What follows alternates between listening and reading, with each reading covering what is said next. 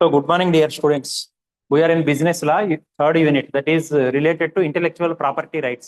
మేధో సంపత్తి హక్కుల గురించి మనం నేర్చుకుంటున్నాం.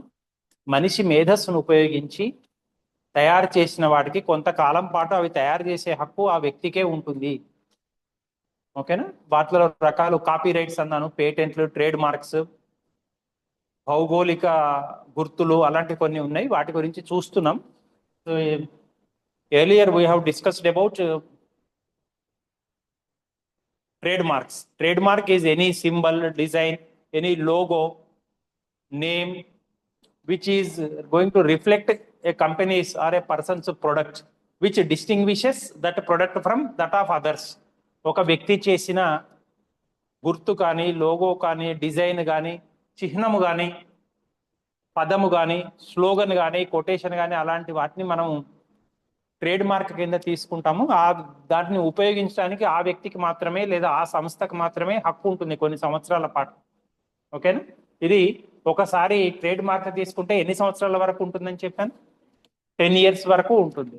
ఓకేనా?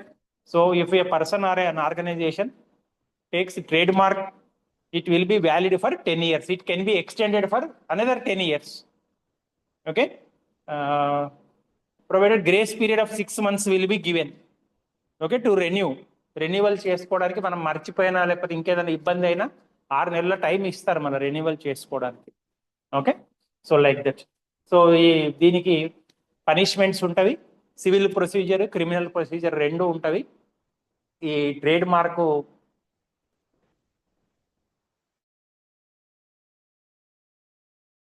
ఇన్ఫ్రింజెస్, okay,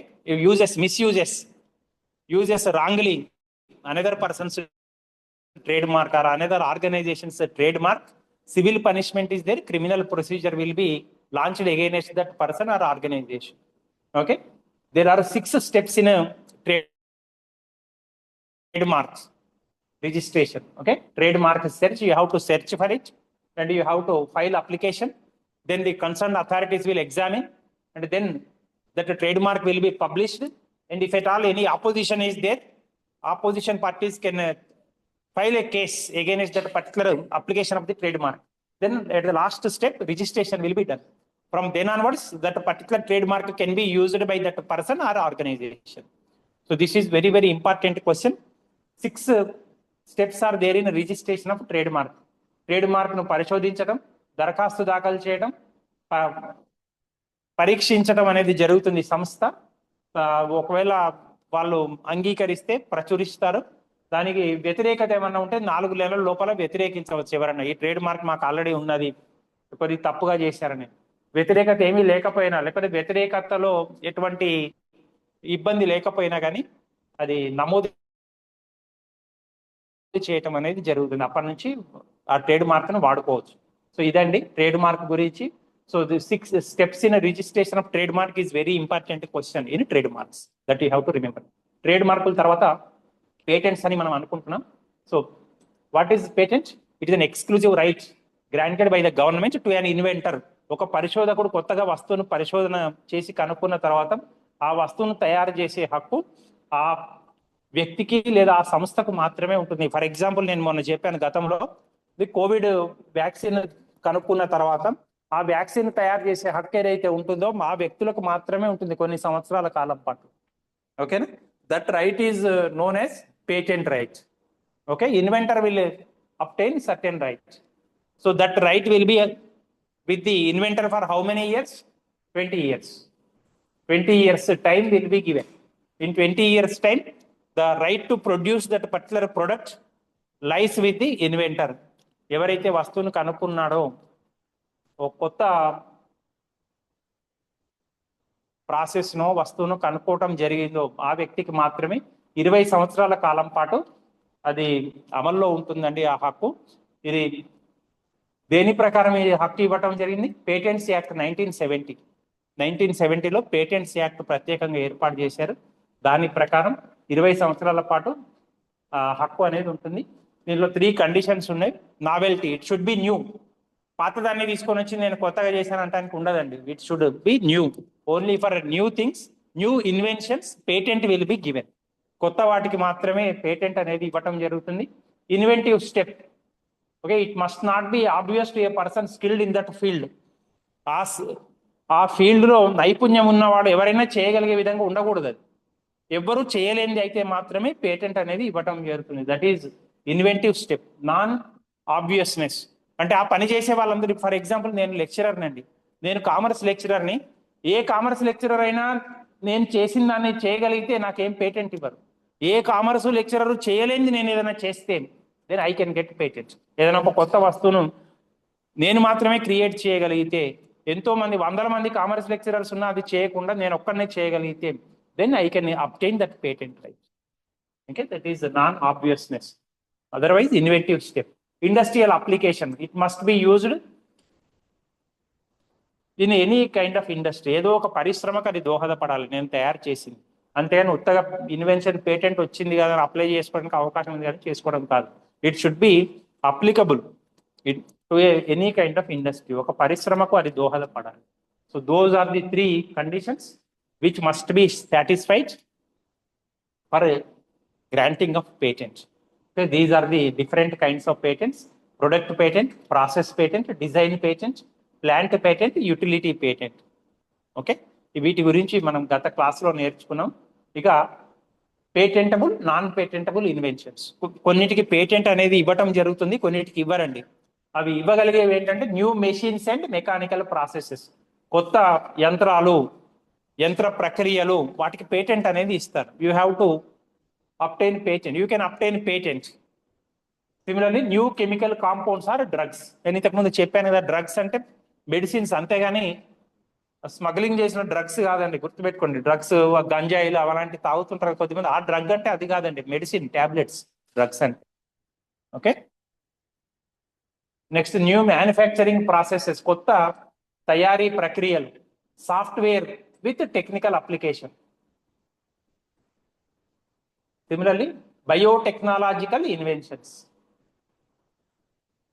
Biotechnological inventions. So these 5 can be obtained patents.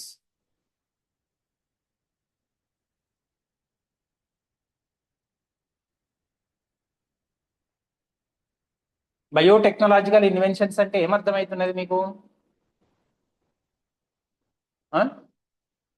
Biotechnological inventions, what do you mean by them? ఇప్పుడు మీరు సోషల్లో 10th క్లాస్ వరకు హరిత విప్లవం అని నేర్చుకున్నారా? అంటే ఏమిటండి హరిత విప్లవం అంటే? కొత్త కొత్త వరి వంగడాలు రకరకాలు కనుక్కున్నారు కదా శాస్త్రవేత్తలు.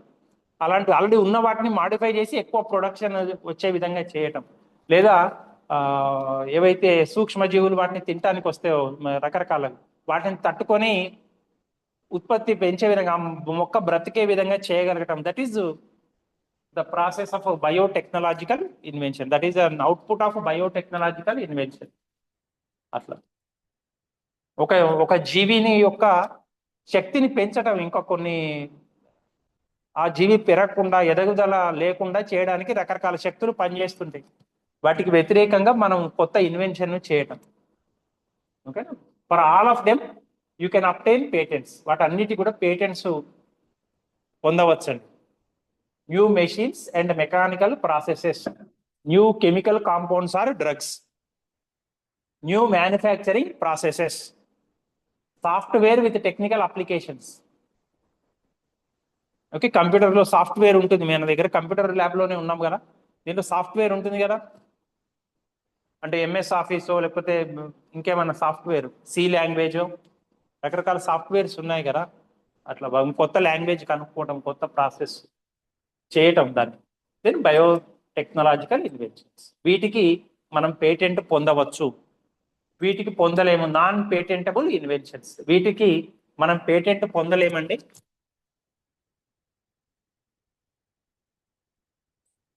What are they? Mere discoveries of scientific principles or abstract theories. Discoveries of scientific principles, శాస్త్రీయ సూత్రాలు, జస్ట్ వాటిని కనుక్కోవడం, దానికి ఏం అప్లికేషన్ ఉండదు, ఉత్తగా కనుక్కుంటాం అంతే. Where discoveries of scientific principles or abstract theories. Discoveries of naturally occurring substances. సహజంగా వాటంతటా అవే వచ్చే పదార్థాలు. Naturally they will come. దానికి మనం పేటెంట్ తీసుకోలేము. నువ్వేదైనా కొత్తగా కనిపెట్టాలి. సహజంగా వస్తే దానికి మనం ఏం చేయలేమండి. Mathematical methods, mental acts or games. Okay, mathematical methods, కొత్తగా మెథడ్ను కనుక్కోవటం mental acts or games. Literary, dramatic, musical or artistic works, వాటికి మనం పేటెంట్ పొందలేము. Literary, dramatic, musical or artistic works. Methods of treatment for humans or animals. ఏదైనా జబ్బు చేసి వైద్యం చేస్తా, నేను కొత్తగా టూల్ను ఉపయోగించి చేస్తున్నాను, దానికి నేను పేటెంట్ పొందలేను. Okay, so methods of treatment for humans or animals. Inventions against public order, morality or harmful to living beings. అంటే మనిషి మనుగడకు వ్యతిరేకంగా ఏది కనుక్కున్నా దానికి పేటెంట్ తీసుకోలేమన్నా, తయారు చేయడమే తప్పు. అగైనెస్ట్ మొరాలిటీ అంటే నీతి, మొరాలిటీ, మోరల్ వాల్యూస్ ఉన్నాయంటే నీతి విలువలు ఉన్నాయి అన్నట్టు. ఎగైనెస్ట్ మొరాలిటీ అంటే నీతి బాహ్యం, నీతికి వ్యతిరేకమైన, ధర్మానికి వ్యతిరేకమైన పనులు. అలా కనుక్కున్నాం, నేనేదో కొత్తది కనుక్కున్నాను. ఓకేనా, అది అలాంటి వాటికి పేటెంట్ అనేవి మనం తీసుకోవడానికి అవకాశం ఉండదు. Which are harmful to living beings. మనుషుల మనుగడకే, మనుషులు మాత్రమే కాదు, జంతువులు కానీ, పక్షులు కానీ, పశుపక్షాదులు కానీ, వాటి యొక్క మనుగడనే ప్రశ్నార్థకం అయ్యేది నేను ఏదైనా అనుకున్నాను అనుకోండి, జస్ట్ ఆ వాసన చూస్తే చాలు చచ్చిపోతారు. జస్ట్ దాన్ని చూస్తే చాలు చచ్చిపోతారు. ఏ జీవి అయినా సరే చచ్చిపోతుంది. అలాంటి దాన్ని నేను కనిపెట్టాను అనుకోండి, అట్లా చేయడమే తప్పు. నేను ఇక దానికి I cannot get patent. Okay, similarly atomic energy related inventions జరుగుతుంది కదండి. ఇప్పుడు యుద్ధం జరుగుతున్నాయి కదా, ప్రపంచవ్యాప్తంగా సగం దేశాలు యుద్ధంలో ఉంటున్నాయి. దాదాపు అట్లీస్ట్ 40 to 50% దేశాల మీద ఆ ఎఫెక్ట్ ఉంటున్నది, లేదా 80 to 90% దేశాల మీద ఆ ఎఫెక్ట్ ఉంటున్నది అనుకోండి. తెలుసు కదా, ఏ దేశం అణుబాంబు వేస్తుందో తెలియదు. Atomic bomb, atom bomb. నేను కొత్తగా ఆటం బాంబు తయారు చేస్తా, దానికి పేటెంట్ తీసుకుంటా అంటే దానికంటే ఇంకా ప్రమాదకరమైనది చేస్తాను, I will get patent for that, means that is not possible. Okay, similarly ఇంకా traditional knowledge, already known methods, ఇప్పటికే ఉన్న వాటికి మనం పేటెంట్ తీసుకునే అవకాశం ఉండదండి. ట్రెడిషనల్ నాలెడ్జ్ ఆల్రెడీ మీకు గతంలో చెప్పాను, మన మీటింగ్లు జరుగుతున్నప్పుడు నేను చెప్తున్నాను, ఇండియన్ నాలెడ్జ్ సిస్టమ్ అని, IKS అని చెప్పాను. Indian knowledge system. మన భారతదేశంలో ప్రాచీన వందల వేల సంవత్సరాల నుంచి కొన్ని ప్రక్రియలు వస్తూ ఉన్నాయి. అవి చాలా మందికి తెలుసు. ఫర్ ఎగ్జాంపుల్, ఇంట్లో చిన్న దెబ్బ తగిలి రక్తం కారుతుంటే మనం ఏం చేస్తాం? పసుపు పెడతాం. అది నేను కొత్తగా కనుక్కునేది లేదండి, వేల ఏళ్ళుగా చేస్తున్నాను. పాశ్చాత్య దేశాలు పుట్టక ముందు నుంచే మన దేశంలో ఆయుర్వేద వైద్య విధానం ఉన్నది. అలాంటి వాటికి నేను కొత్తగా పేటెంట్ తీసుకోవడానికి అవకాశం ఉండదు, because already we are using it. Okay, so traditional knowledge which is already known, వాటికి పేటెంట్ తీసుకునేటానికి అవకాశం లేదండి. చూడండి, పేటెంట్ పొందగలిగేవి తెలుగులో చూస్తే కొత్త యంత్రాలు, రసాయన సమ్మేళనాలు, తయారీ ప్రక్రియలు, వీటికి పేటెంట్ ఉంటుంది. పేటెంట్ పొందలేనివి సహజ సిద్ధాంతాలు, గణిత పద్ధతులు, వైద్య చికిత్సా పద్ధతులు, సాంప్రదాయ జ్ఞానం, సాహిత్య రచనలు. For them you cannot get patent, you cannot obtain patent. Okay, this question is important. Rights of the patentee. Patentee means a person who is holding a patent, that is patent holder అంటాం. Okay, right to make, ఏమి హక్కులు ఉంటాయండి? Only he can make it, అతనికి మాత్రమే ఆ హక్కు ఉంటుంది. Patent ఎవరైతే కలిగి ఉన్నారో ఆ వ్యక్తికి లేదా ఆ సంస్థకు మాత్రమే they have a right to manufacture that product, ఆ వస్తువు తయారు చేయడానికి హక్కు ఉంటుంది. రైట్ టు యూజ్, దాన్ని ఉపయోగించుకునే హక్కు ఉంటుంది. Use the invention commercially. Commercially అంటే ఏంటండి? వాణిజ్యపరంగా ఎవరికైనా అమ్ముకోవచ్చు. ఇప్పుడు ఈ పెన్ను ఉంది, ఎవరికైనా అమ్ముకోవచ్చు. నేను మాత్రమే తయారు చేయగలుగుతున్నా పెన్నుని, దాన్ని ఎవరికైనా అమ్ముకునే హక్కు ఉంటుంది కమర్షియల్గా. కమర్షియల్గా అంటే లాభానికి. Okay, for profit. Then right to sell, అమ్మే హక్కు ఉంటుంది. I can use it, I can make it, I can use it, I can sell it, I can issue license to others to manufacture that product. నేను తయారు చేసే శక్తి లేదు, నాకంత తీరిక లేదు, ఓపిక లేదు, డబ్బులు లేవు. నేను ఏం చేస్తాను, లైసెన్స్ ఇస్తా వేరొకళ్ళకు, నువ్వు తయారు చేసి అని ఫార్ములా చెప్తాను, they will only do it. So that is I can grant license to any person or any organization to right to assign. నాకున్న హక్కును వేరొకరికి బదిలీ చేస్తాను నేను. నా తమ్మునికో, అన్నకో, అక్కకో, చెల్లెలకో, నా కొడుకు ఎవరికైనా బదిలీ చేస్తాను, నువ్వే చూసుకో దానికి సంబంధించింది మొత్తం అని. So I can assign that patent right to any other person. Right to shoe. Shoe అంటే ఏం చెప్పానండి? రైట్ టు షూ అంటే ఏం చెప్పాను? షూ అంటే కోర్టులో కేసు వేయవచ్చు. I can file a case against the person who misuses my patent, who unauthorizedly uses my patent and produces another product. నా పర్మిషన్ లేకుండా, నా అనుమతి లేకుండా, నేను లైసెన్స్ ఇవ్వకుండా, నేను అసైన్ చేయకుండా, నేను తయారు చేసిన వస్తువును దొంగతనంగా, సీక్రెట్గా వేరొకళ్ళు ఎవరైనా తయారు చేస్తే I can file a case against them. నాకు జరిగిన నష్టానికి నష్టపరిహారం పొందవచ్చు. Right to sue. So I can take legal action against infringers. Okay. So these are the rights of patentee.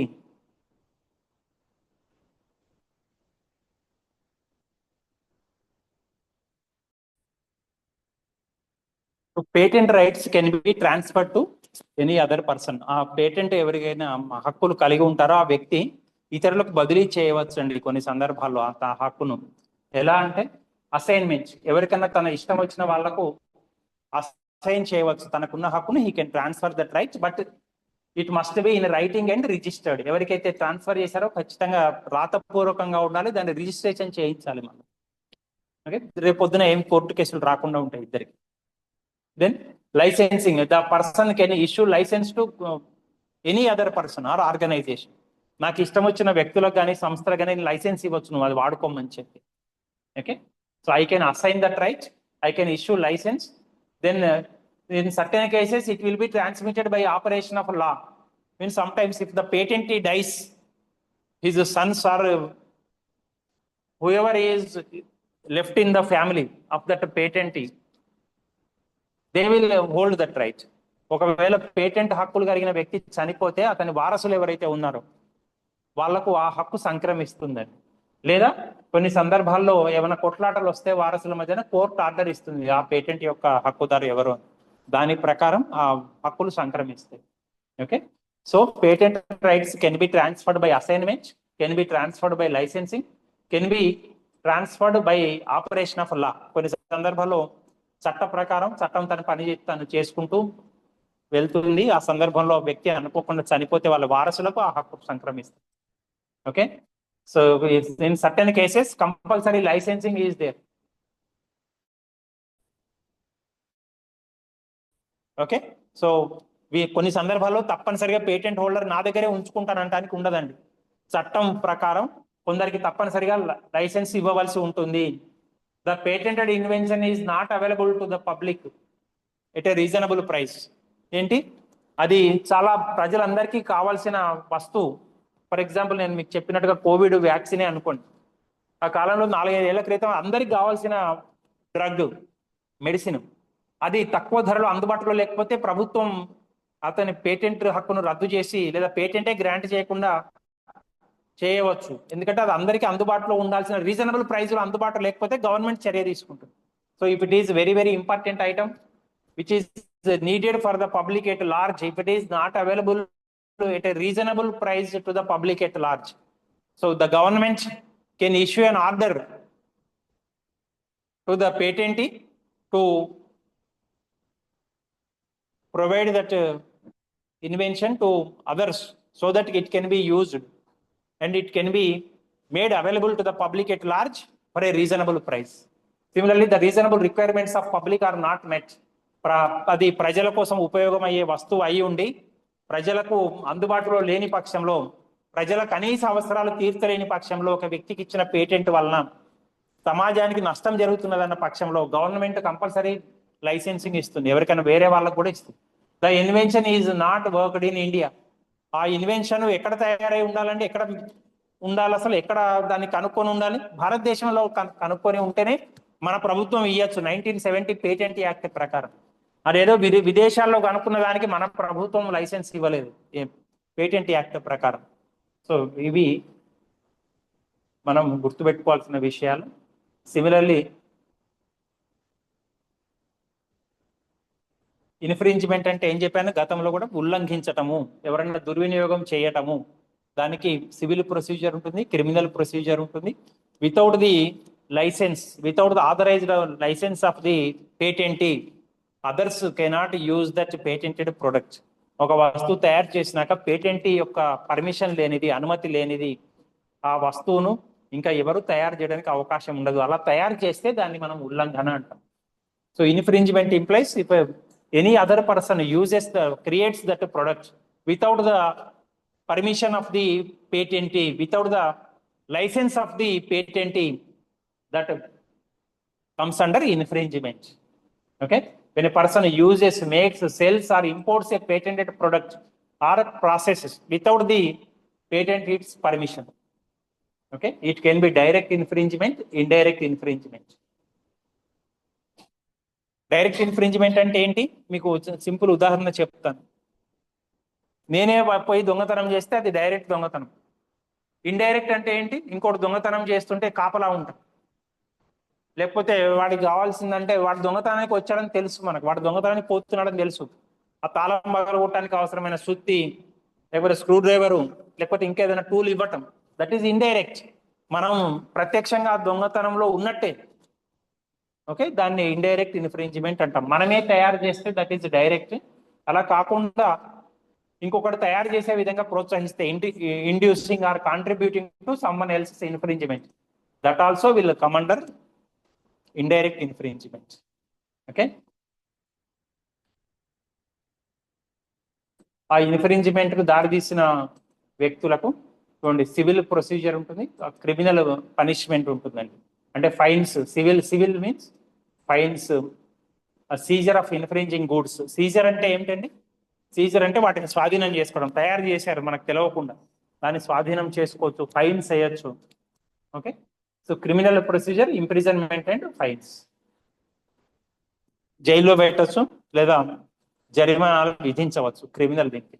Civil కింద ఇంజంక్షన్ అంటే అది చేయకుండా అడ్డుకోవటం, ఇంకోసారి తయారు చేయదు.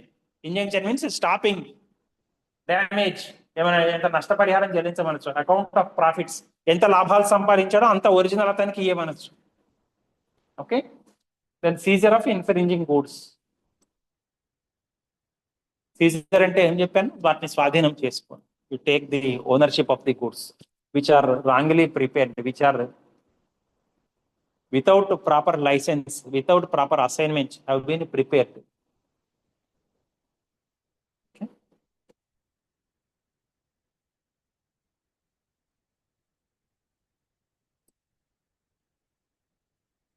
సో ఇప్పటివరకు మనం ఏమేమి చూసాం, trade marks we have seen, second one is patents, and third one is copy rights. Okay, copy right అంటే మీకు బుక్స్ మీద చూపించానండి, బుక్స్ మీద సింబల్ ఉంటుంది. తెలుగు అకాడమీ బుక్స్ చూసి ఉంటారు మీరు, 10th వరకు తెలుగు అకాడమీ బుక్స్ కదా అందరు కామన్గా చదివింది, బుక్స్ చూశారు కదా, దాని మీద తెలుగు అకాడమీ సింబల్ ఉంటుంది, చూసారా? ఓకే, సో ఏమైనా లిటరరీ సాహిత్యానికి సంబంధించినవి, artistic, musical, dramatic and other intellectual works which are created by certain persons, which are created by persons, they will enjoy that right to produce them, others cannot copy without their permission. వీటికి సంబంధించి legal right వాళ్ళకు ఉంటుందండి. ఎవరైతే తయారు చేశారో, ఒక కొత్త పుస్తకాన్ని రచించారు, కొత్త ఆర్టిస్టిక్ ఫామ్ ని కనుక్కున్నారు, మ్యూజికల్ ఇన్స్ట్రుమెంట్ ను కనుగొనటం జరిగింది, లేదా డ్రామాటిక్ వర్క్ ను కనుగొనటం జరిగింది, డ్రామాటిక్ వర్క్ చేయటం అనేది జరిగింది, లేదా any other intellectual works, all these will come under copy rights. ఏవైతే వీటికి సంబంధించి మీకు ఎట్లనైతే పేటెంట్స్ కు చట్టం ఏ ఇయర్లో అని చెప్పాను, 1970. Copy rights act 1957. You have to remember these rights, these acts. Okay, Copyright Act was enacted in the year 1957. Patent Act was enacted in the year 1970. Okay, తరచుగా దీన్ని సవరణలు చేస్తున్నారండి. లాస్ట్ టైం ఎప్పుడు సవరించడం జరిగింది? అమెండ్మెంట్ అంటే సవరించడం, మార్చడం. 2012లో లాస్ట్ టైం మార్చారు. Okay, you have to remember copyright protects the expression of ideas, not the ideas themselves. ఐడియాను కాదండి, ఐడియాను ఎట్లా ఎక్స్ప్రెస్ చేస్తున్నాము అనేది ప్రొటెక్ట్ చేస్తుంది. ఒక ఐడియాను ఎట్లా ఎక్స్ప్రెస్ చేస్తున్నాము అనేది ప్రొటెక్ట్ చేయటమే ఈ కాపీరైట్స్ అనేది చేయటం అనేది జరుగుతుంది, గుర్తుపెట్టుకోండి. ఇవ్వండి, దీని కిందికి ఏమొస్తాయంటే literary works, books, articles, poems, computer programs, musical works, songs, compositions, dramatic works, plays, screen plays, డ్రామాలు. ఓకేనా? స్క్రీన్ ప్లే, సినిమాలకు స్క్రీన్ ప్లే, కథ, దర్శకత్వం అట్లా చూస్తారు కదా, అట్లా స్క్రీన్ ప్లే కాపీ చేయడానికి ఉండదండి.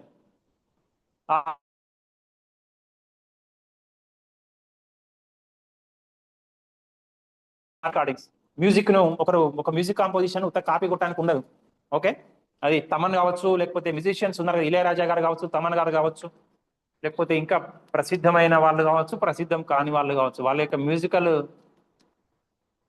వర్క్ ని you cannot copy without their permission. వాళ్ళ యొక్క పర్మిషన్ లేనిది, అనుమతి లేనిది మనం కాపీ చేయడానికి ఉండదండి.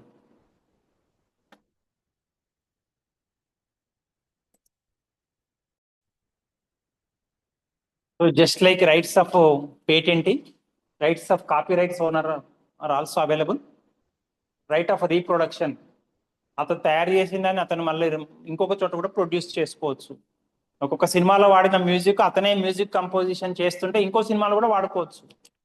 ఒక బుక్ లో రాసిన డెఫినేషన్స్ కావచ్చు, ఫార్ములాస్ కావచ్చు, ప్రిన్సిపల్స్ కావచ్చు, థీరమ్స్ కావచ్చు, in another book also he can use it. Right of distribution, ఎవరికన్నా పబ్లిక్ పంపిణీ చేసుకోవచ్చు అండి. He has the right to distribute them. Okay, right of communication to public, అతను కనుగొన్న దాన్ని ప్రజలకు కమ్యూనికేట్ చేయవచ్చు, ప్రజలకు ప్రసారం చేయవచ్చు, సమాచారాన్ని అందించవచ్చు. ఓకేనా? ఇప్పుడు నేను చెప్తున్న క్లాస్ నేను ఏం చేస్తున్నాను, యూట్యూబ్ లో పెడుతున్నా కదా, కమ్యూనికేట్ చేస్తున్నా కదా అందరితోటి. ప్రపంచంలో ఎవరైనా సరే యూట్యూబ్ నా ఛానల్ చూస్తే చూసుకోవచ్చు. I have that right. Okay, so right of adaptation. Adaptation అంటే మనకు అనుకూలంగా మార్చుకోవచ్చు. Translate to modify are create derivative works, మనకు అనుగుణంగా ట్రాన్స్లేట్ చేసుకోవచ్చు, తర్జుమా చేసుకోవచ్చు. రైట్ ఆఫ్ రెంటల్ అంటే ఏమిటండి, మనం ఇప్పుడు ఓన్ హౌస్ లేకపోతే ఏం చేస్తాం, రెంట్కుంటాం కదా, రెంట్ చెల్లిస్తాం కదా.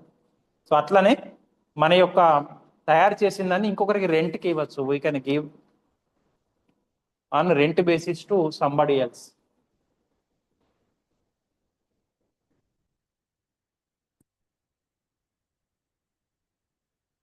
కాపీరైట్ యజమానికి ఆర్థిక హక్కులు ఉంటాయి, అమ్ముకోవచ్చు, నకలు చేయొచ్చు. అంటే నకలు చేయటం అంటే ఏంటి, పరీక్షల్లో నకలు కొట్టడం అనేది కాదు, జిరాక్స్ చేయటం, కాపీ చేయటం. ఓకే, పంపిణీ చేయొచ్చు, ప్రదర్శించవచ్చు, అనువాదం చేయవచ్చు, ఉన్నదాన్ని ట్రాన్స్లేట్ చేయొచ్చు, తెలుగులో రాస్తే ఇంగ్లీష్లోకి మార్చుకోవచ్చు, హిందీలోకి మార్చుకోవచ్చు, సాంస్క్రిట్లోకి మార్చుకోవచ్చు, అద్దెకి ఇవ్వచ్చు. ఇవన్నీ హక్కులు ఉంటాయి.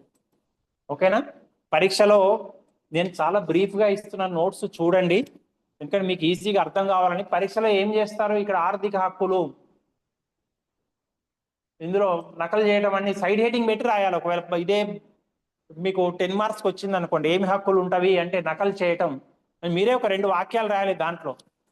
నకలు చేయవచ్చు అంటే జిరాక్స్ ప్రతులను ముద్రించవచ్చు. అట్లా నేను సింపుల్ బ్రీఫ్గా ఇస్తున్నాను మీకు సులభంగా ఉండడానికి. పరీక్షలో వీ హ్యావ్ టు ఇంప్రూవ్. గుర్తుపెట్టుకోండి, అది 2 మార్క్స్కి ఇస్తే ఒక విధంగా, 4 మార్క్స్కి ఇస్తే ఒక విధంగా రాయాలి, 10 మార్క్స్కి ఇస్తే ఒక విధంగా రాయాలి. You have to adjust.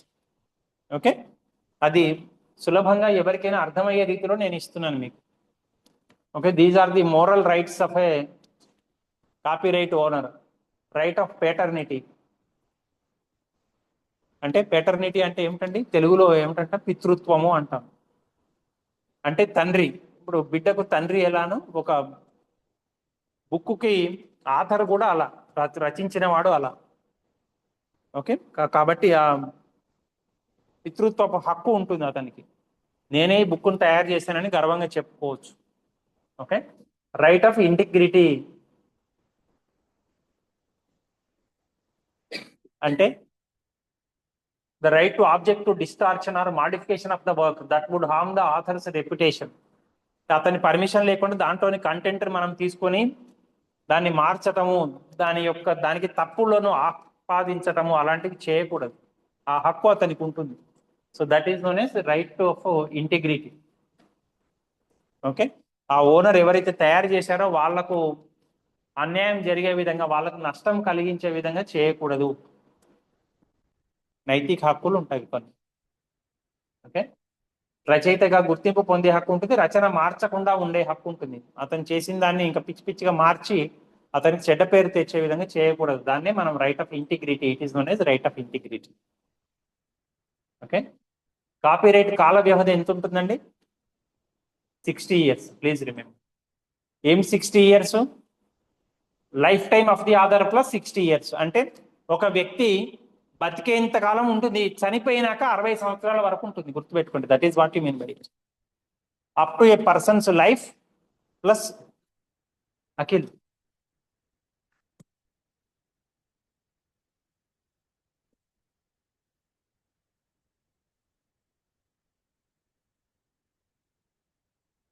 చూడండి, అన్నిటికీ విడివిడిగా ఇచ్చారు. Literary, dramatic work, musical, artistical works.